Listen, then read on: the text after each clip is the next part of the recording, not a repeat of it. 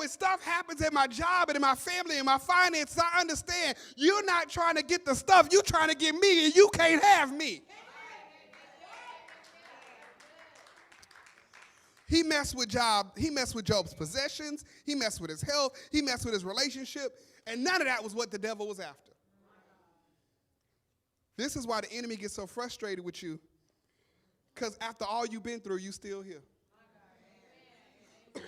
This is why the devil can't stand you, because after all he's thrown at you, you won't just give up.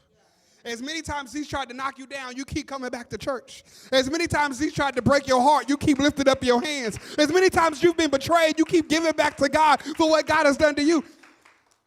Job is going to do all of this. But here is the sermon. He's not going through it alone, because Job is married. So everything Job went through, his wife went through.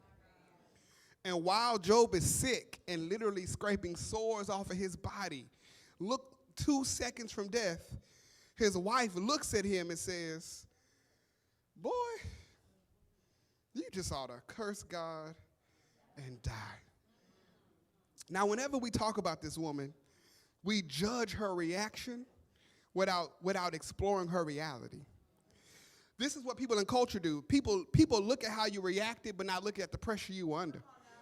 People are quick to judge the decision you made, but they don't understand the pressure you were facing when you made the decision. People look at how you acted, but they don't understand the reality of the conditions that made you act the way you act, because people forget that pressure will bust. Because what I'm saying publicly is I can't judge Job's wife, because the truth is I am Job's wife.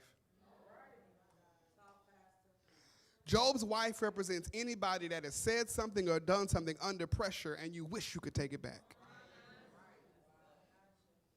I can't judge Job's wife, because you know how many times I've been Job's wife?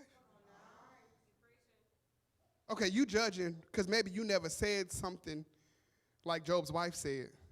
And maybe you never did something like Job's wife did. But does anybody else be honest and say, I was under some pressure when I look back and say I acted the way I acted and I did what I did? Listen to what Job's wife says. She says to her husband, just cuss God and die. You missed it. She says the same thing to Job that Satan said to God about Job. She uses the exact phrase Satan said to God, Job's wife said to him.